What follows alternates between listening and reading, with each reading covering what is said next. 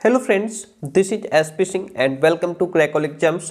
प्यारे दोस्तों, सीटेट जुलाई 2024 को टारगेट करते हुए हमारी एसएसटी की क्लासेस कंटिन्यू है, जिसमें आज हम लोग बात करेंगे क्लास 7th का जो चैप्टर नंबर 2 है हिस्ट्री, इसको कवर करेंगे। ठीक है, इससे पहले क्लास 6 की जो हिस्ट्री है कंप्लीट हो चुकी है, जिसमें 10 चैप्टर थे, और उसके बाद क्लास 7th का फर्स्ट चैप्टर कंप्लीट हो गया।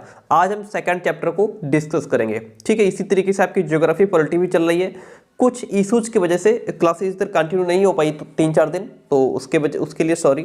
और इन फ्यूचर हम लोग जो आपको क्लास मिलती रही है, एक 2 बजे और एक 9 बजे क्लासेस आपको कंटिन्यू मिलती रहेंगी। ठीक है, इसके बाद हम लोग रिवीजन भी करेंगे, पीवाईक्यूज भी करेंगे, और भी बहुत सारा कंटेंट है। तो इसमें हम राजा और उनके राज्य, ये चैप्टर आपके लिए बहुत इंपॉर्टेंट है। यहाँ से कई questions as it is CTET ने पूछे हैं। जैसे मैं आपको दिखाना चाहूँ, देखिएगा। जैसे एक सेकेंड, ये क्वेश्चन देखिए यहाँ पे, सीटेट दिसंबर 2021 और जनवरी 2022 में क्वेश्चन पूछा हुआ है। कन्नौज पर नियंत्रण के लिए निम्नलिखित राजनीतिक शक्तियों में कौन से त्रिपक्षीय संघर्ष के 3 पक्ष थे। ठीक है, ये क्वेश्चन इसी चैप्टर से पूछा गया है जो चैप्टर हम लोग पढ़ने जा रहे हैं। इसका आंसर देखिए यहाँ पे सीधा सीधा लिखा है, गुर्जर प्रतिहार, राष्ट्रकूट और पाल, ये 3 वंश थे। इनके शासक सदियों तक कन्नौज के ऊपर नियंत्रण को लेकर आपस में लड़ते रहे। इसे त्रिपक्षीय संघर्ष नाम दिया गया है। क्या नाम दिया गया है? इसको त्रिपक्षीय संघर्ष नाम दिया गया है। तो ये क्वेश्चन सेम टू सेम यहाँ से उठाया गया है, और इसको इतने से ही इन्होंने 5-6 तरीके से क्वेश्चन पूछा है। 5-6 तरीके से क्वेश्चन यहीं से घुमा घुमा करके पूछा है। तो एक पॉइंट एक ही है, आंसर एक ही है, क्वेश्चन कई तरीके से पूछे गए। मैंने सभी क्वेश्चन यहाँ पे नहीं डाले हैं, बस एक क्वेश्चन आपको दिखा दिया कि यहाँ से इस तरीके से क्वेश्चन पूछा गया है। इसके बाद हमने एक क्वेश्चन और यहीं से उठाया है इसी चैप्टर का। ये देखिए, क्वेश्चन कहता है चोल मंदिरों के विषय में निम्नलिखित में से कौन सा सही है। चोल मंदिर के विषय में ये कुछ स्टेटमेंट नीचे दिए गए हैं, इसमें कौन सा सही है, आइए आपको दिखाता हूं। देखिए, ये क्वेश्चन यहां से पूछा गया है। चोल मंदिर ये सिर्फ पूजा आराधना के स्थान नहीं थे, वे आर्थिक, सामाजिक और सांस्कृतिक जीवन के भी केंद्र रहे हैं। तो जाहिर सी बात है, इसका आंसर क्या हो जाएगा? चोल मंदिर आर्थिक, सामाजिक और सांस्कृतिक जीवन के भी केंद्र रहे हैं। ठीक है, यानी कि ऑप्शन नंबर ए राइट हो जाएगा। तो जिसने भी एनसीईआरटी पढ़ी, समझो उसका सीटेट क्रैक हुआ। ये भी क्वेश्चन वहीं से पूछा गया है। ठीक है, आगे बढ़ेंगे, और भी हमने 2-3 क्वेश्चन लिए हैं। एक क्वेश्चन ये लिया है यहाँ से, चोल प्रशासन में सभा का सदस्य बनने के लिए निम्नलिखित में से कौन सी एक शर्त नहीं थी। कौन सी शर्त नहीं थी? क्या उनकी आयु 25 से 70 वर्ष होनी चाहिए, उन्हें भूमि का स्वामी होना चाहिए जहां से भू राजस्व वसूला जाता है, उसके पास अपना घर होना चाहिए, उन्हें वेदों का ज्ञान होना चाहिए। कौन सा ऑप्शन इसमें जो गलत है, ये भी आपको दिखा देता हूं कहां से क्वेश्चन पूछा गया है। ये क्वेश्चन डिफरेंट यहां से आपका पूछा गया है। यहां से देखिए ये लिखा है सामने, है ना, सभा की सदस्यता आपको तभी मिलेगी जब आपके पास जो है कि ऐसी वो भूमि का स्वामी होना चाहिए जहाँ से भू राजस्व वसूला जाता हो, अपना उसके पास घर होना चाहिए, वेदों का ज्ञान होना चाहिए। ठीक है, और उम्र जो है वो 35 से 70 के बीच होनी चाहिए। उम्र कितनी? 35 से 70 के बीच। ऑप्शन में था शायद 25 से कुछ, है ना, देखिएगा। तो ये ऑप्शन हमारा गलत हो जाएगा, क्योंकि यहाँ पे 25 नहीं, यहाँ पे 35 होता तो ये ऑप्शन राइट हो जाता। तो ऑप्शन नंबर ए जो है वह एक शर्त नहीं थी, क्योंकि उम्र कितनी मांगी गई है? 35 से 70, इसमें दिया है 25 से 70। ये भी क्वेश्चन क्लियर हो गया। ये भी क्वेश्चन इसी चैप्टर से पूछा गया है। कितने सारे क्वेश्चंस एक ही चैप्टर से पूछे गए हैं। इसके बाद 2 क्वेश्चन और हैं, ये भी क्वेश्चन इसी चैप्टर से लिया गया है। देखिए, दंती दुर्ग जिसने हिरण्यगर्भ नामक एक अनुष्ठान किया, वह था, कौन था वो? चोल राजा था, प्रतिहार प्रधान था, राष्ट्रकूट प्रधान था, या फिर पल्लव प्रधान था। ये क्वेश्चंस मैं आपको क्यों दिखा रहा हूं? ये पहले इसलिए दिखा रहा हूं ताकि आपको ये विश्वास हो जाए कि यही वो चैप्टर्स हैं जहां से एसएसटी जो है वो क्वेश्चंस, सीटेट जो है क्वेश्चंस पूछता है। यही वो एनसीईआरटी है जहां से क्वेश्चंस पूछे जाते हैं। इससे बाहर हमको कुछ भी नहीं पढ़ना होता है। ठीक है, तो ये चीज़ें आपके लिए बहुत ज़्यादा इंपॉर्टेंट है। आप सीटेट, आप एनसीईआरटी को साइड नहीं कर सकते। एनसीईआरटी को साइड करेंगे तो फिर क्या होगा? आप सीटेट क्रैक नहीं कर पाएंगे। सामने लिखा है यहाँ पे, देखिए, दंती दुर्ग कौन था? एक राष्ट्रकूट प्रधान था। ठीक है, एक राष्ट्रकूट प्रधान दंती दुर्ग कौन था? एक राष्ट्रकूट प्रधान था।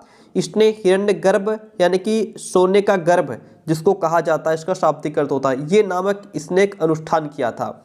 और इस अनुष्ठान का मतलब ये होता था कि जो जन्म से क्षत्रिय नहीं है वह भी क्षत्रिय बन जाता था ये अनुष्ठान करने के बाद में। तो दंतिदुर्ग एक राष्ट्रकूट प्रधान था। तो इस ऑप्शन का तो इस क्वेश्चन का दंतिदुर्ग जिसने हिरण्यगर्भ नाम का एक अनुष्ठान किया था वह एक राष्ट्रकूट प्रधान था।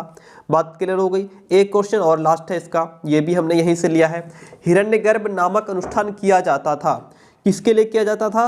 राजा को, देखिए इसका ऑप्शन अभी हमने पीछे पढ़ा और बता भी दूंगा, राजा को क्षत्रिय घोषित करने के लिए, चाहे वो जन्म से क्षत्रिय हो या ना हो। ओके, अगर उसने हिरण्यगर्भ नामक अनुष्ठान किया है तो वो क्षत्रिय हो जाता था। ओके, इतनी बात क्लियर हो गई।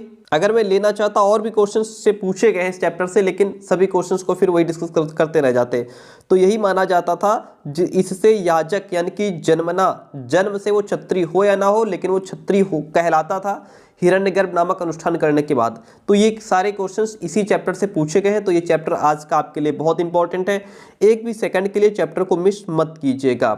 आइए आते हैं अपने पॉइंट पे और समझते हैं चीज़ों को। देखिएगा, 7वीं शताब्दी के बाद कई राजवंशों, और हाँ चैनल पर नए हो तो सब्सक्राइब जरूर कीजिएगा।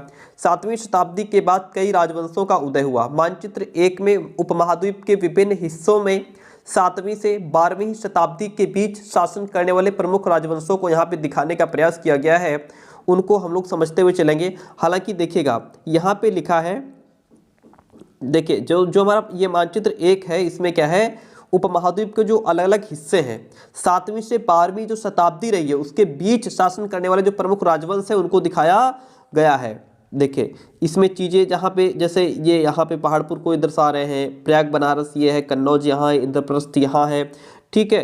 तो इसमें हालांकि आपको वहाँ पे मैप तो देगा नहीं कि कौन सी चीज़ कहाँ पे है, ढूंढ के बताइए, तो उसकी ज़रूरत नहीं है। आप बस टॉपिक पर फोकस कीजिए, टॉपिक को समझिए। नए राजवंशों का उदय कैसे हुआ, देखिएगा यहाँ पे एक पिक्चर आप देख पा रहे हैं। इस पिक्चर में क्या है कि जो भगवान विष्णु है उनको उसमें नरसिंह के रूप में दिखाया गया है, जो कि राष्ट्रकूट काल की एक रचना है, राष्ट्रकूट काल की एक कृति है। ओके, ये पिक्चर आप देख लीजिए पहले, फिर हम आगे पढ़ें।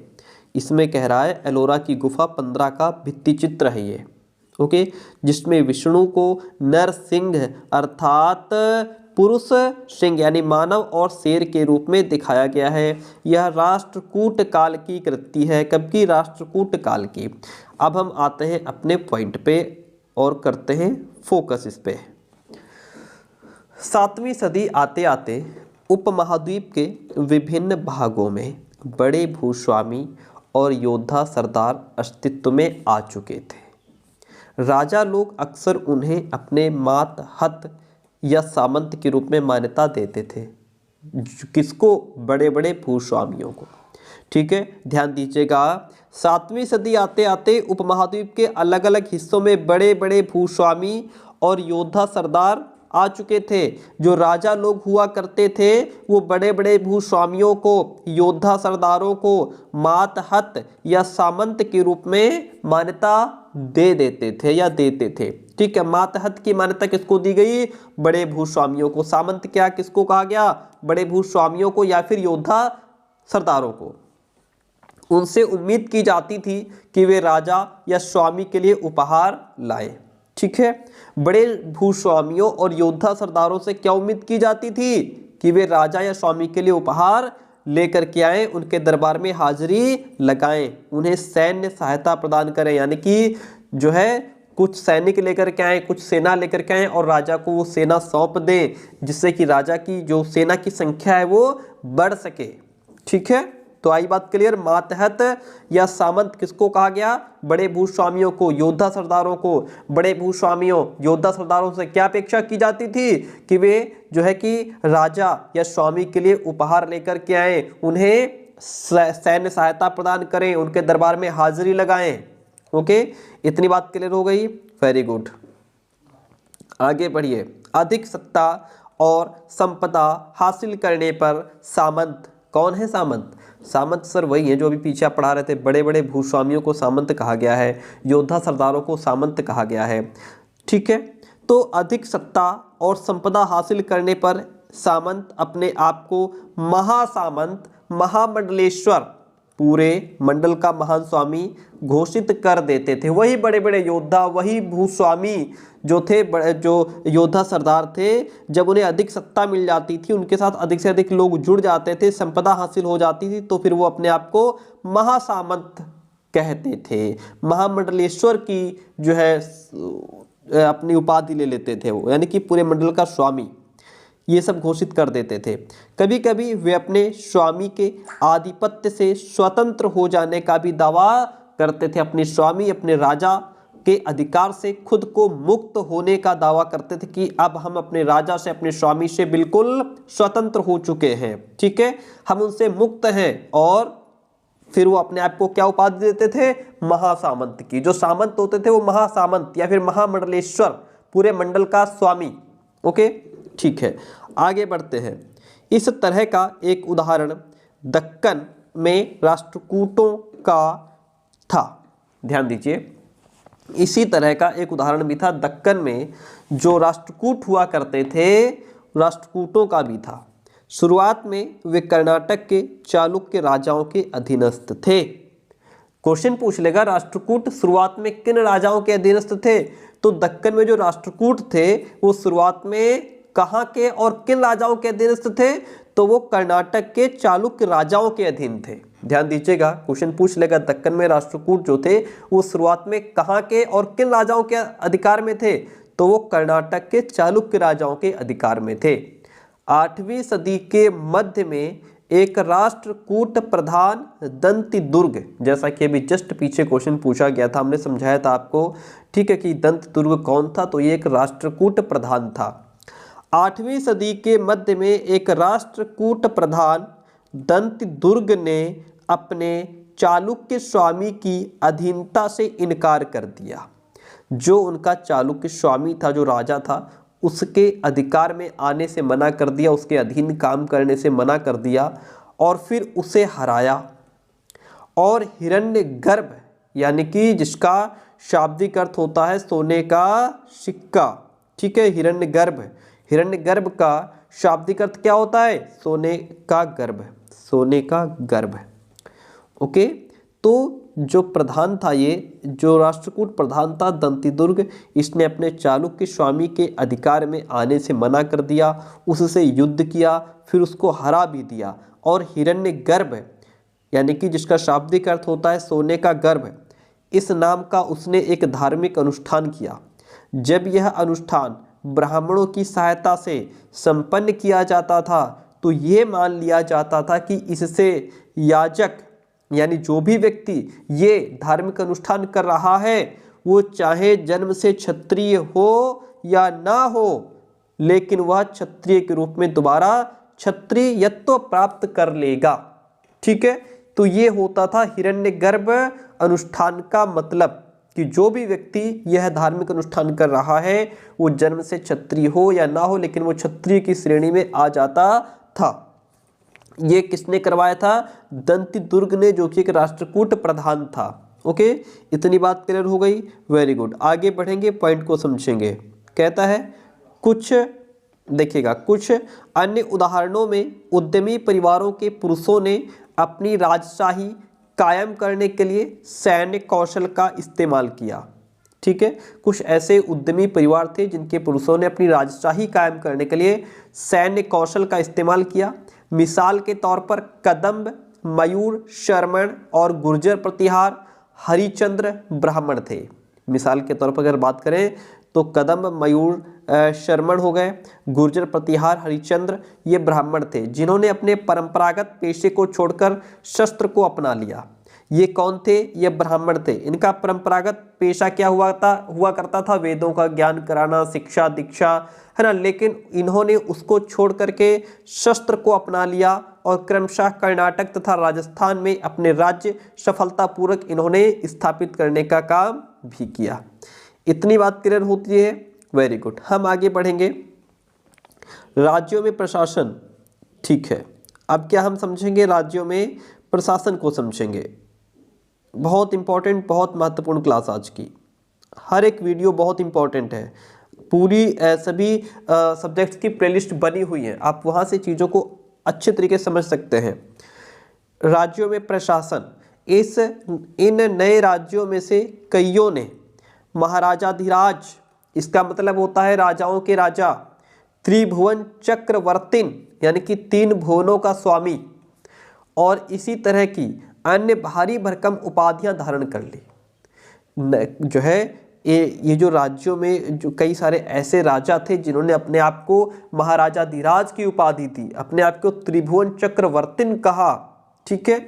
लेकिन इस तरह के दावों के बावजूद वे अपने सामंतों और साथ ही साथ किसान, व्यापारी और ब्राह्मणों के संगठनों के साथ अपनी सत्ता की साझेदारी भी करते थे।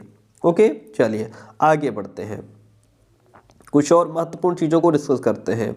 इन सभी राज्यों में उत्पादकों अर्थात किसानों, पशुपालकों, कारीगरों से संसाधन इकट्ठे किए जाते थे। इनको अक्सर अपने उत्पादों का एक हिस्सा त्यागने के लिए मनाया या फिर बाध्य भी किया जाता था। पहले मनाया जाता था, नहीं मानोगे तो बाध्य किया जाता था। कभी कभी इस हिस्से को लगान मान करके वसूल भी करना होता था, क्योंकि प्राप्त करने वाला भूस्वामी होने का दावा करता था। राजस्व व्यापारियों से भी लिया जाता था, यानी कि जो कर होता था वो व्यापारियों से भी लिया जाता था। इसमें बहुत कुछ खास नहीं है, जहां इंपॉर्टेंट होगा वो हम तुरंत बता देंगे कि इसको नोट कर लीजिए। 400 कर की बात यहाँ पे हो रही है। देखिए क्या है कि तमिलनाडु में शासन करने वाले चोल वंश के अभिलेखों में विभिन्न किस्म के करों के लिए 400 से ज़्यादा सूचक शब्द मिलते हैं। ध्यान दीजिए, तमिलनाडु में शासन करने वाले जो चोल वंश था, चोल वंश के अभिलेख जो भी थे उनमें विभिन्न प्रकार के जो कर लिए जाते थे उनके लिए 400 से ज़्यादा सूचक शब्द मिलते हैं। सबसे अधिक उल्लेखित कर है वेट्टी। वेट्टी से रिलेटेड कई बार क्वेश्चन पूछा गया है कि ये वेट्टी आखिर होता क्या है। तो ये वेट्टी एक प्रकार का कर है, ठीक है, जो कि चोल वंश के समय लिया जाता था। तो यहाँ पे सबसे अधिक उल्लेख वेट्टी का है, जो नकद की बजाय जबरन श्रम के रूप में लिया जाता था। यानी कि इसमें पैसा या कोई वस्तु डायरेक्ट नगद नहीं ली जाती थी, बल्कि उस व्यक्ति से श्रम करवाया जाता था, यानी कि जबरन श्रम और कदमाई यानी कि भू राजस्व ये हुआ करते थे। मकान पर छाजन डालने पर लगने वाला कर, खजूर या ताड़ के पेड़ पर चढ़ने के लिए सीढ़ी के इस्तेमाल पर जो कर लगता था, पारिवारिक संपत्ति का उत्तराधिकार हासिल करने के लिए लगने वाले कर इत्यादि को भी इसमें उल्लेख देखने को मिलता है।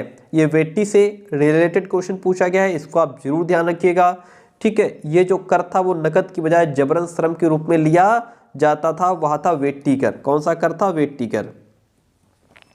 चलिए यहाँ से चीजें हैं, पढ़ना इसको जरूरी है, हालांकि बहुत इंपॉर्टेंट नहीं है। देखिए, तो ये संसाधन राजा की व्यवस्था का वित्तीय आधार बनते थे, यानी कि जो कर लेने का संसाधन, ये जो कर लिया जाता था, इससे राजा की जो व्यवस्था होती थी उसका वित्तीय आधार यही होते थे। साथ ही मंदिरों और दुर्गों के निर्माण में भी इनका इस्तेमाल हुआ करता था। संसाधन उन युद्धों को लड़ने में भी इस्तेमाल होते थे जिनसे लूट की शक्ल में धन मिलने की तथा जमीन और व्यापारिक मार्गों के प्रयोग की संभावनाएं भी बन जाती थी। राजस्व वसूली के लिए पदाधिकारियों की नियुक्ति सामान्यतः प्रभावशाली परिवारों के बीच से ही की जाती थी। यानी राजस्व वसूली के लिए जो भी अधिकारी नियुक्त किए जाते थे वो सामान्यतः जो प्रभावशाली परिवार होते थे उन्हीं के माध्यम से की जाती थी। प्रायः वंशानुगत होती थी। वंशानुगत का मतलब है कि पहले दादाजी, फिर पिताजी और अब उनका पुत्र, ठीक है, ये क्या हो गया? ये वंशानुगत हो गया, यानी कि पीढ़ी दर पीढ़ी चलता चला रहा है। सेना में भी ऐसा ही होता था, कई बार राजा के निकट संबंधी ही इन अहोदों पर होते थे। इतनी बात करनी होती। प्रशस्तियाँ और भूमि अनुदान की बात करेंगे। देखिए, प्रशस्तियों के बारे में हमने पहले ही पढ़ा हुआ है। प्रशस्तियों में ऐसे ब्यौरे होते हैं जो शब्दशः सत्य नहीं भी हो सकते हैं, जरूरी नहीं है कि वो 100% सत्य हो, लेकिन ये प्रशस्तियाँ हमें बताती हैं कि शासक खुद को कैसा दर्शाना चाहते थे, शासक खुद को कैसा दिखाना चाहते थे। मिसाल के लिए शूरवीर, विजय योद्धा के रूप में, जो सूरवीर थे वो अपने आप को विजय योद्धा के रूप में दिखाना चाहते थे। ये विद्वान ब्राह्मणों के द्वारा रची गई थी प्रशस्तियाँ, जो अक्सर प्रशासन में मदद करते थे। ठीक है, नागभट्ट की कुछ उपलब्धियां हैं, आइए इनको समझते हैं। देखिए कई शासकों ने प्रशस्तियों में अपनी उपलब्धियों का बखान किया है। कई शासक हैं जिनकी जो प्रशस्तियाँ लिखी गई थी, ठीक है, उन्होंने उसमें अपनी उपलब्धियों का बखान किया है। उन्होंने कितना, यही अपनी उपलब्धियां कि मतलब किसने कितने राज्यों को जीत लिया, कितने लोगों को मार दिया, किसको हरा दिया, ये सब उनकी उपलब्धियां हुआ करती थी, है ना। और कौन सा, वो पढ़ लिख कर IAS PCS बनते थे। उपलब्धियों का बखान किया है। जैसे कि हमने अभी पिछले क्लास में जो है गुप्त शासक समुद्रगुप्त की प्रशस्ति के बारे में पढ़ा है कक्षा 6 में। संस्कृत में लिखी गई, ग्वालियर मध्य प्रदेश में है। ग्वालियर कहाँ है? मध्य प्रदेश में। इसमें पाई गई एक प्रशस्ति में प्रतिहार नरेश नागभट्ट के कामों का वर्णन किया गया है। ग्वालियर मध्य प्रदेश में पाए गए प्रशस्ति में किसका वर्णन किया गया है? तो इसमें प्रतिहार नरेश और नागभट्ट के कामों का वर्णन किया गया है। आंध्र प्रदेश, सैंधव यानी कि सिंध, विदर्भ महाराष्ट्र का एक हिस्सा। क्वेश्चन आपसे पूछ लेगा विदर्भ क्या है, तो यह महाराष्ट्र का एक हिस्सा है। कलिंग क्या है? उड़ीसा का एक हिस्सा है। इसके राजा उनके आगे तभी धराशायी हो गए जब वे राजकुमार थे। उन्होंने कन्नौज के शासक चक्र युद्ध को भी विजित किया था। उन्होंने वंग क्या है? बंगाल का एक हिस्सा है। अनर्त क्या है? गुजरात का हिस्सा है। मालवा यानी कि मध्य प्रदेश का हिस्सा। किरात वनवासी, किरात का अर्थ क्या होता है? वनवासी। तुरुष्क का मतलब तुर्क। वत्स मत्स्य यानी दोनों उत्तर भारत के राज्य हैं। इन राजाओं को भी इन्होंने पराजित किया था। ओके, इतनी बात क्लियर हो गई। ठीक है, आगे बढ़ते हैं। राजा लोग अक्सर ब्राह्मणों को भूमि अनुदान से पुरस्कृत करते थे, यानी कि भूमि जो है वो अनुदान में दे देते थे।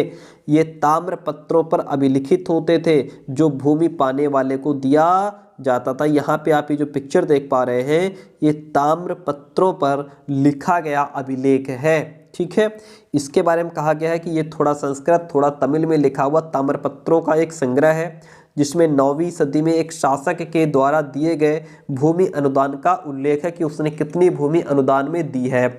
जिन कड़ियों से ये पत्र जुड़े हुए हैं उन पर राजसीय मोहर लगी है। ये देखिए यहाँ पे। ओके, जो यह बताने के लिए है कि यह एक प्रामाणिक दस्तावेज है। ओके, इतनी बात क्लियर होती है। Very good. अब आगे बढ़ेंगे, हम यहाँ से चीज़ों को समझेंगे बेहतर तरीके से।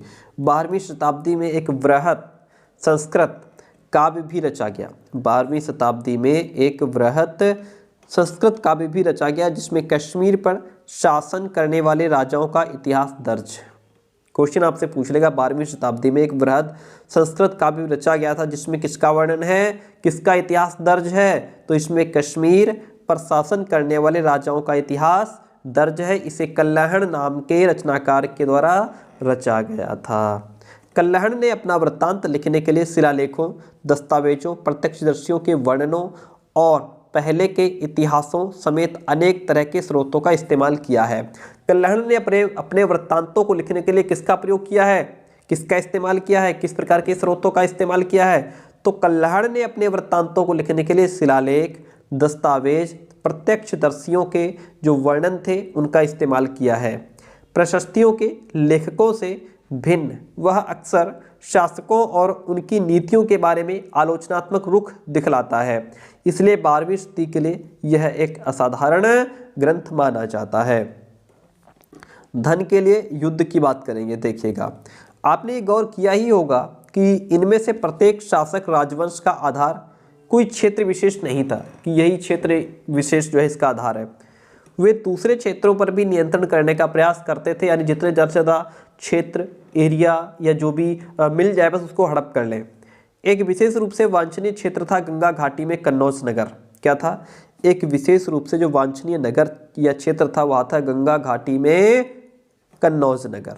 ओके, इतनी बात क्लियर हो गई। यहाँ से बहुत फेमस लाइन, बहुत प्रसिद्ध लाइन, वर्ड फेमस है ये लाइन क्योंकि यहाँ से क्वेश्चन सीटेट जरूर पूछता है। गुर्जर प्रतिहार, राष्ट्रकूट और पाल, ये 3 ऐसे वंश हैं जो सीटेट से नहीं बचते हैं। गुर्जर प्रतिहार, राष्ट्रकूट और पाल वंशों के शासक सदियों तक कन्नौज के ऊपर नियंत्रण को लेकर आपस में लड़ते रहे। चूंकि इस लंबी चली लड़ाई में 3 पक्ष थे, गुर्जर प्रतिहार, राष्ट्रकूट और पाल वंश। आपसे पूछेगा क्वेश्चन कि कन्नौज के ऊपर नियंत्रण को लेकर आपस में जिन 3 पक्षों के बीच लड़ाई चली वह कौन से थे 3 पक्ष, तो वो यही 3 पक्ष थे। इसलिए इतिहासकारों ने प्रायः इसकी चर्चा त्रिपक्षीय संघर्ष के रूप में की है। त्रिपक्षीय संघर्ष में कौन कौन से 3 पक्ष थे, तो त्रिपक्षीय संघर्ष में यही 3 पक्ष थे। ओके, इतनी बात क्लियर होती है। शासकों ने बड़े मंदिरों का निर्माण करवाकर भी अपनी सत्ता और संसाधनों का प्रदर्शन करने का प्रयास किया। इसलिए जब वे एक दूसरे के राज्यों पर आक्रमण करते थे तो मंदिरों को भी अपना निशाना बनाते थे, जो कभी कभी बहुत अधिक संपन्न भी होते थे। अफगानिस्तान के गजनी का महमूद ऐसा ही एक शासक है। सॉरी, क्या लिखा है यहाँ पे देखिएगा, अफगानिस्तान के गजनी का महमूद, ठीक है, महमूद गजनवी जिसको कहते हैं, ठीक है, क्योंकि वो गजनी का रहने वाला था। अफगानिस्तान के गजनी का महमूद ऐसा ही एक शासक है। उसने धार्मिक पूर्वाग्रह से प्रेरित होकर उपमहाद्वीप पर 17 बार 1000 से 1025 ईस्वी तक हमला किया। ध्यान दीजिए, अफगानिस्तान के गजनी का जो महमूद था वह भी एक ऐसा ही शासक था जिसने धार्मिक पूर्वाग्रह से प्रेरित होकर के उपमहाद्वीप पर 17 बार आक्रमण किया। उसका निशाना थे संपन्न मंदिर, जिनमें गुजरात का सोमनाथ मंदिर भी शामिल था। महमूद जो धन उठा ले गया, उसका बहुत बड़ा हिस्सा गजनी में एक वैभवशाली राजधानी के निर्माण में भी खर्च हुआ था। युद्ध करने वाले दूसरे राजाओं में चहामान भी थे, जो बाद में चौहान के रूप में जाने गए। ठीक है, युद्ध करने वाले दूसरे राजाओं में कौन से ऐसे राजा थे जिनको बाद में चौहान के रूप में जाना गया, तो वो चहामान थे। वे दिल्ली और अजमेर के आसपास के क्षेत्र पर शासन करते थे। उन्होंने पश्चिम और पूर्व की ओर अपने नियंत्रण क्षेत्र का विस्तार करना चाहा, जहां उन्हें गुजरात के चालुक्यों और पश्चिमी उत्तर प्रदेश के गहड़वालों से टक्कर लेनी पड़ी थी। चहामान शासक पृथ्वीराज तृतीय 1168 से 1192 तक, जिसने सुल्तान मोहम्मद गौरी नामक अफगान शासक को 1191 में हराया था। चहामान कौन था, जिसको बाद में चौहान कहा गया, शासक पृथ्वीराज यानी कि पृथ्वीराज चौहान, ठीक है, तृतीय, जिसने सुल्तान मोहम्मद गौरी नामक अफगान शासक को वो 1191 में हराया, लेकिन दूसरे ही साल 1192 में उसके हाथों से फिर वो हार भी गया। ठीक है, चलिए अब ये क्या है कि चोल राज्य जो कि नज़दीक से इस पर एक नज़र डालते हैं। देखिए, उरैयूर से तंजावुर तक की बात करेंगे। हिस्ट्री है तो थोड़ा सा तो दिमाग लगाना पड़ेगा आपको। देखिए, चोल वंश सत्ता में कैसे आया इसकी बात हो रही है। कावेरी डेल्टा में मुट्टरियार नाम से प्रसिद्ध एक छोटे से मुखिया परिवार की सत्ता थी। ठीक है, कावेरी डेल्टा में जो एक छोटे से मुखिया परिवार की सत्ता थी उसको क्या नाम दिया गया, मुट्टरियार। ठीक है, कावेरी डेल्टा में मुट्टरियार नाम से प्रसिद्ध एक छोटे से मुखिया परिवार की सत्ता थी। वे कांचीपुरम के पल्लव राजाओं के मातहत थे, यानी कि सामंत थे। उरैयार के चोलवंशीय प्राचीन मुखिया परिवार के विजयालय ने 9वीं सदी के मध्य में मुट्टरियारों को हराकर इस डेल्टा पर कब्जा जमाया। किसने, विजयालय ने, जो कि उरैयार के चोलवंशी प्राचीन मुखिया परिवार का एक सदस्य हुआ करता था। उसने वहां तंजावुर शहर और निशुंभ सूदनी देवी का मंदिर बनवाया। किसने, विजयालय ने। किसने बनवाया, विजयालय ने। आगे बढ़ते हैं और समझते हैं, देखिएगा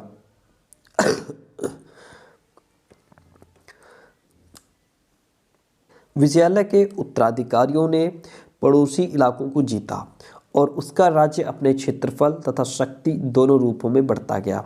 दक्षिण और उत्तर के पांड्यन और पल्लव के इलाके इस राज्य का हिस्सा बना लिए गए।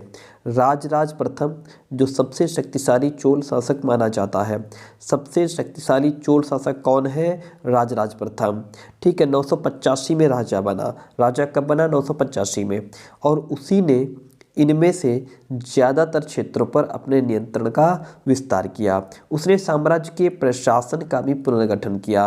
राजराज के पुत्र राजेंद्र प्रथम ने उसकी नीतियों को जारी रखने का काम किया। इसको सिर्फ पढ़ लीजिए, यहाँ से क्वेश्चन नहीं पूछेगा। ठीक है। राजराज के पुत्र राजेंद्र प्रथम ने उसकी नीतियों को जारी रखा और उसने गंगा घाटी, श्रीलंका तथा दक्षिण पूर्व एशिया के देशों पर हमला भी किया। इन अभियानों के लिए उसने एक जल सेना भी बनाई थी। ठीक है। भव्य मंदिर और कांस्य मूर्तिकला की बात करेंगे। राजराज और राजेंद्र प्रथम के द्वारा बनवाए गए तंजावुर और गंगईकोंडचोलपुरम के बड़े मंदिर, गंगईकोंडचोलपुरम के बड़े मंदिर किसने बनवाए थे? राजराज और राजेंद्र प्रथम ने। ठीक है। ये बड़े मंदिर स्थापत्य और मूर्तिकला की दृष्टि से चमत्कार हैं। आपसे क्वेश्चन पूछ सकता है कि गंगईकोंडचोलपुरम जो मंदिर है ये किसने बनवाए थे? राजराज और राजेंद्र प्रथम ने। यहाँ पे एक मंदिर आप देख पा रहे होंगे, ये जो मंदिर है ये गंगईकोंडचोलपुरम का मंदिर है। ठीक है। इसको ध्यान से देखिए, कितने बेहतरीन तरीके से इसमें कितनी अच्छे तरीके से इसको अलंकृत किया गया है, बहुत सुंदर है। तो ये क्या है? गंगईकोंडचोलपुरम का मंदिर है। छत जिस तरह से क्रमशः पतली होती गई है उसको ध्यान से देखिए। बाहरी दीवारों को सजाने के लिए पत्थर की जो प्रतिमाएं हैं वो भी बहुत अच्छे तरीके से अलंकृत की गई हैं। चोल मंदिर, जहाँ से क्वेश्चन अभी हम लोग देख रहे थे, यहाँ से क्वेश्चन पूछा गया है। क्वेश्चन कहता है चोल मंदिर अक्सर अपने आसपास विकसित होने वाली बस्तियों के केंद्र बन गए। चोल मंदिर किसके केंद्र बन गए? चोल मंदिर अपने आसपास विकसित होने वाली बस्तियों के केंद्र बन गए। ये शिल्प उत्पादन के केंद्र थे। चोल मंदिर किसके केंद्र थे? चोल मंदिर शिल्प उत्पादन के केंद्र हुआ करते थे। ये मंदिर शासकों और अन्य लोगों द्वारा दी गई भूमि से भी संपन्न हो गए थे। इस भूमि की उपज उन सारे विशेषज्ञों का निर्वाह करने में खर्च होती थी जो मंदिर के आसपास रहते और उसके लिए काम करते थे। पुरोहित, मालाकार, बावर्ची, मेहतर, संगीतकार, नेतर्क, ये सब हो गए। दूसरे शब्दों में बात करें तो ये जो चोल मंदिर थे ये सिर्फ पूजा आराधना के स्थान नहीं थे, वे आर्थिक, सामाजिक और सांस्कृतिक जीवन के केंद्र भी थे। यहीं से तो क्वेश्चन पूछा गया था। मंदिर सिर्फ पूजा आराधना के स्थान नहीं थे, जो चोल मंदिर थे ये आर्थिक, सामाजिक, सांस्कृतिक जीवन के भी केंद्र हुआ करते थे। मंदिर के साथ जुड़े हुए शिल्पों में सबसे विशिष्ट था कांस्य प्रतिमाएं बनाने का काम। नोट कीजिए, लिख लीजिए, क्वेश्चन यहाँ से पूछ सकता है। मंदिर के साथ जुड़े हुए शिल्पों में सबसे विशेष क्या था? तो मंदिर के साथ जुड़े हुए शिल्पों में सबसे विशेष था कांस्य प्रतिमाएं बनाने का काम। चोल कांस्य प्रतिमाएं संसार की सबसे उत्कृष्ट कांस्य प्रतिमाओं में गिनी जाती हैं। कौन सी प्रतिमाएं संसार की सबसे उत्कृष्ट कांस्य प्रतिमाओं में गिनी जाती हैं? तो वो है चोल कांस्य प्रतिमाएं। इतनी बात क्लियर हो गई? Very good. आगे समझते हैं चीज़ों को। ज़्यादातर प्रतिमाएं तो देवी देवताओं की ही होती थी, लेकिन कुछ प्रतिमाएं भक्तों की भी बनाई गई थी। कृषि और सिंचाई की बात करेंगे, आगे देखिएगा। चैप्टर बड़ा है तो समझना तो पड़ेगा। चोलों की कई उपलब्धियां कृषि में हुए नए विकासों के माध्यम से संभव हुई। चोलों की कई ऐसी उपलब्धियां हैं जो जब कृषि में, जब एग्रीकल्चर के क्षेत्र में कुछ डेवलपमेंट हुआ तो फिर उनकी भी उपलब्धियां बढ़ी। कावेरी नदी बंगाल की खाड़ी में मिलने से पहले, यानी कि ये तो तय हो गया कि जो कावेरी नदी है वो बंगाल की खाड़ी में गिरती है, लेकिन उससे गिरने से पहले छोटी छोटी शाखाओं में बंट भी जाती है। ये शाखाएं बार बार पानी उलीचती हैं, जिससे किनारों पर उपजाऊ मिट्टी जमा होती रहती है। इधर उधर पानी उलझती हैं तो उससे जो उपजाऊ मिट्टी होती है वो वहाँ पे स्टोर हो जाती है साइडों में। शाखाओं का पानी कृषि, विशेषतः चावल की खेती के लिए आवश्यक आर्द्रता भी मुहैया कराता है। हालांकि तमिलनाडु के दूसरे हिस्सों में कृषि पहले ही विकसित हो चुकी थी, पर 5वीं या 6ठी सदी में आकर ही इस इलाके में बड़े पैमाने पर खेती शुरू हो पाई। कुछ इलाकों में जंगलों को साफ किया जाना था और कुछ दूसरे इलाकों में जमीन को समतल किया जाना था। डेल्टा क्षेत्रों में बाढ़ को रोकने के लिए तटबंध बनाए जाने थे और पानी को खेतों तक ले जाने के लिए नहरों का निर्माण होना था। कई क्षेत्रों में एक साल में 2 फसलें भी उगाई जाती थी। कई जगहों पर फसलों की सिंचाई कृत्रिम रूप से करना जरूरी था। सिंचाई के लिए कई पद्धतियां अपनाई जाती थी। कुछ इलाकों में कुएं खोदे गए। यहाँ से क्वेश्चन नहीं पूछेगा, इसलिए सिर्फ पढ़ करके आपको सुना रहे हैं ताकि आप पढ़ ले, थोड़ा ठीक रहता है। तो सिंचाई के लिए कई पद्धतियां अपनाई जाती थी। ठीक है। कुछ इलाकों में कुएं खोदे गए। कुछ अन्य जगहों में बारिश के पानी को इकट्ठा करने के लिए विशाल सरोवर भी बनाए गए थे। ओके। यहाँ पे क्या है? एक चोल कांस्य प्रतिमा है। ठीक है। चोल वंश की कांस्य प्रतिमा है, कितनी सावधानी के साथ इसे अलंकृत किया गया है, इस पर गौर कीजिए। यानी कि जो प्रतिमा है कितनी सुंदर प्रतिमा है, कितने अच्छे तरीके से इसको अलंकृत किया गया है, इसको सुशोभित किया गया है और कितनी अच्छी कारीगरी है उसकी जिसने भी बनाया है। ओके, चलिए आगे बढ़ते हैं। तो यहाँ पे क्या है, क्या कह रहा है कि देखिए इकट्ठा करने के लिए विशाल सरोवर भी बनाए गए। क्या हुआ, विशाल सरोवर बनाए गए। ओके, एंड नीचे लिखा है कि याद रहे कि सिंचाई के काम में योजना की जरूरत होती है, जैसे श्रम और संसाधनों को व्यवस्थित करना, इन कामों की देखरेख करना और यह तय करना कि पानी का बंटवारा कैसे किया जाए। ज़्यादातर नए शासकों के साथ ही साथ गांव में रहने वाले लोगों ने इन गतिविधियों में सक्रिय रूप से दिलचस्पी दिखाई ही होगी। साम्राज्य का प्रशासन की अगर बात करें तो प्रशासन किस प्रकार संगठित था। किसानों की बस्तियां जो उर कहलाती थी, नोट कीजिए, लिख लीजिए, उर से रिलेटेड क्वेश्चन कई बार पूछा गया है कि ये उर क्या है, तो ये उर जो है ये किसानों की बस्तियां हुआ करती थी। सिंचित खेती के साथ ही बहुत समृद्ध हो गई थी। ओके, इस तरह के गांवों के समूह को नाड़ू कहा जाता था। ध्यान दीजिए, किसानों की जो बस्तियां थी वो उर कहलाती थी और फिर इस तरह के जो गांव हुआ करते थे उन गांवों के समूह जो हुआ करते थे तो उनको नाड़ू नाम दिया गया था। ये उर और नाड़ू दोनों लिख लीजिए। ग्राम परिषद और नाड़ू न्याय करने और कर वसूलने जैसे कई प्रशासकीय काम करते थे। ग्राम परिषद और नाड़ू न्याय इस तरीके से क्वेश्चन पूछेगा, ग्राम परिषद और नाड़ू क्या करते थे या इनके प्रशासकीय काम क्या होते थे। तो ग्राम परिषद और नाड़ू जो है ये न्याय करने और कर वसूलने जैसे प्रशासकीय काम क्या करते थे। ओके, यहाँ से अब आगे बढ़ते हैं। देखिए, धनी किसानों को केंद्रीय चोल सरकार की देखरेख में नाड़ू के कामकाज में अच्छा खासा नियंत्रण हासिल था। उनमें से कई धनी भूस्वामियों को चोल राजाओं ने सम्मान के रूप में मुवेंद वेलन, 3 राजाओं को अपनी सेवाएं प्रदान करने वाला किसान जो है उसे मुवेंद वेलन कहते हैं। नोट कर लीजिए, मुवेंद वेलन और अरैयार, ये कई बार पूछा गया है। मुवेंद वेलन किसे कहते हैं? 3 राजाओं को अपनी सेवाएं प्रदान करने वाला किसान क्या कहलाता है? मुवेंद वेलन। अरैयार यानी कि प्रधान, मुख्य जैसी उपाधियां दी और उन्हें केंद्र में महत्वपूर्ण राजकीय पद भी सौंपे गए थे। ओके, आगे बढ़ेंगे।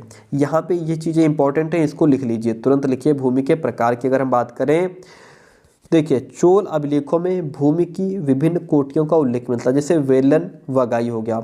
गैर ब्राह्मण किसान स्वामी की भूमि, ऐसा किसान जो ब्राह्मण नहीं है उसकी जो भूमि है उसको वेलन वगाई कहा गया। ब्राह्मणों को उपहार में दी गई भूमि को ब्रह्मदेय कहते थे। ब्राह्मणों को उपहार में दी गई भूमि को क्या कहा जाता था? ब्रह्मदेय। किसी विद्यालय के रखरखाव के लिए जो भूमि दी जाती थी उसको शाला भोग कहते थे। मंदिर को उपहार में दी गई भूमि को देवदान या फिर तिरुनमट्टकनी कहते थे। जैन संस्थानों को दान में दी गई भूमि को पलिचंदम कहते थे। क्या? पलिचंदम। ओके, तो इस तरीके से ये जो भूमि है किसको दी गई भूमि को क्या नाम दिया गया है, ये आप नोट कर लीजिए, लिख लीजिए, रट लीजिए। इसके बाद नेक्स्ट टॉपिक को समझेंगे हम। देखिए नेक्स्ट पैराग्राफ देखिए, हमने देखा है कि ब्राह्मण को समय समय पर भूमि अनुदान या ब्रह्मदेय प्राप्त हुआ, यानी कि जो जमीन ब्राह्मणों को दान में दी जाती थी उसको ब्रह्मदेय कहा जाता था। परिणाम स्वरूप कावेरी घाटी और दक्षिण भारत के दूसरे हिस्सों में ढेरों ब्राह्मण बस्तियां अस्तित्व में देखने को मिली। प्रत्येक ब्रह्मदेय की देखरेख यानी कि जो भी ब्राह्मण को जमीन जो है भूमि अनुदान दी गई है उसकी देखरेख प्रमुख ब्राह्मण भूस्वामियों की एक सभा के द्वारा किया जाता था। ये सभाएं बहुत कुशलतापूर्वक काम करती थी। इनके निर्णय शिलालेखों में प्रायः मंदिरों की पत्थर की दीवारों पर ब्यौरेवार दर्ज किए जाते थे। नगरम के नाम से ज्ञात व्यापारियों के संघ भी अक्सर शहरों के प्रशासनिक कार्य संपादित करते थे। यहाँ से क्वेश्चन पूछा था नगरम। यहाँ पे क्वेश्चन था चोल काल में व्यापारियों के संघ को डैश कहा जाता था, तो इसमें ऑप्शन में दिया था ग्रामम, श्रेणी, नगरम, सभा। ये 4 ऑप्शन थे, तो उसमें नगरम ऑप्शन हमारा राइट हो जाएगा। ठीक है, वो हम दिखाना भूल गए यहाँ पे, क्योंकि इस तरीके से क्वेश्चन बहुत इस चैप्टर से पूछे गए, तो कौन कौन सा क्वेश्चन दिखाएं। ठीक है, तो ये पूछा गया था नगरम वाला क्वेश्चन। नगरम के नाम से ज्ञात व्यापारियों का संघ है ये। ठीक है, चोल काल में व्यापारियों के संघ को नगरम कहते थे। ओके, इतनी बात क्लियर हो गई। नगरम के नाम से ज्ञात व्यापारियों के संघ भी अक्सर शहरों में प्रशासनिक कार्य संपादित करते थे। आगे बढ़ेंगे, देखिए तमिलनाडु के चिंगलपुट जिले के उत्तर मेरूर से प्राप्त अभिलेखों में इस बात का विस्तार से वर्णन है कि ब्राह्मणों की सभा का संगठन कैसा था। ठीक है, अब देखिए यहाँ से क्वेश्चन आपसे पूछ लेगा कि ब्राह्मणों की सभा का संगठन कैसा था, इसका उल्लेख कहाँ से मिलता है। इसका उल्लेख तमिलनाडु के चिंगलपुट जिले के उत्तर मेरूर से प्राप्त अभिलेख में मिलता है। सिंचाई के कामकाज, बाग बगीचों, मंदिरों इत्यादि की देखरेख के लिए सभा में विभिन्न समितियां हुआ करती थी। इनमें सदस्यता के लिए जो लोग योग्य होते थे उनके नाम तालपत्र के छोटे टिकटों पर लिखे जाते थे और मिट्टी के बर्तनों में रख दिए जाते थे, और किसी छोटे लड़के को हर समिति के लिए एक के बाद एक टिकट निकालने को कहा जाता था। आगे बढ़ेंगे, तो ये हमारा लास्ट टॉपिक होगा, उसके बाद क्लास एंड हो जाएगी। इसको बस थोड़ा सा पढ़ना है, पूरा नहीं पढ़ना है क्योंकि पूरा इंपॉर्टेंट नहीं है। देखिए उत्तर मेरू अभिलेख और लिखित सामग्री की बात करेंगे। यहाँ से क्वेश्चन पूछा गया है, मैंने अभी दिखाया था आपको लास्ट में।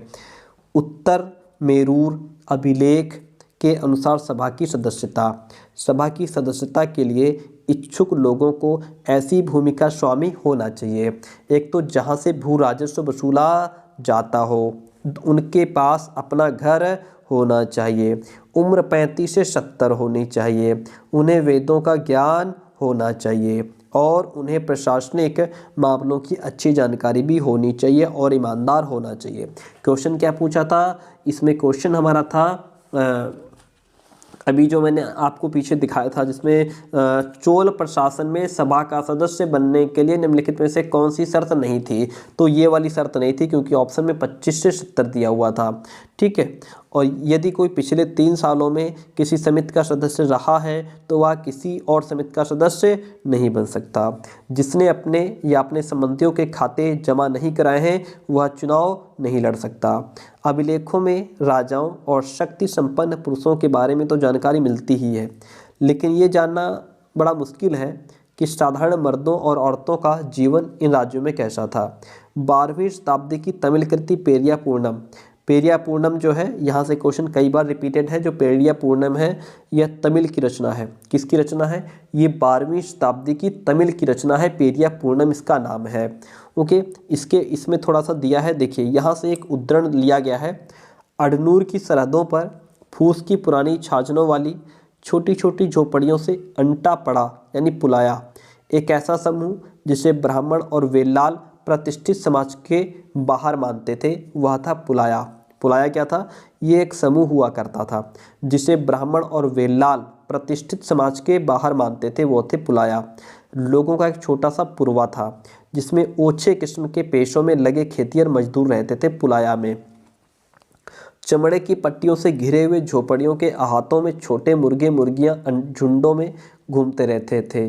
गहरे रंग के बच्चे जो काले लोहे के कंगन पहने हुए थे छोटे पिल्लों को उठाए उछलते चल रहे थे। ठीक है, अब इसमें यहाँ से ये देखिए पुलेयार क्या है? पुलेयार जो है ये पुलाया का बहुवचन है और यहाँ से कुछ खास नहीं है। ठीक है, बस इतना काफ़ी है। और आज की क्लास कैसी रही कमेंट करके जरूर बताइएगा। यहाँ से जितने भी क्वेश्चंस पूछे गए वो हमने बताए हैं, कुछ छूट गए हैं। और ठीक है, क्लासेस आपको कंटिन्यू मिलती रहेंगी। थोड़ा सा स्वास्थ्य ठीक नहीं है, इस वजह से क्लासेस कंटिन्यू नहीं हो पा रही हैं। और नेक्स्ट क्लास के लिए वेट कीजिए, 9 बजे क्लास आपको मिलेगी।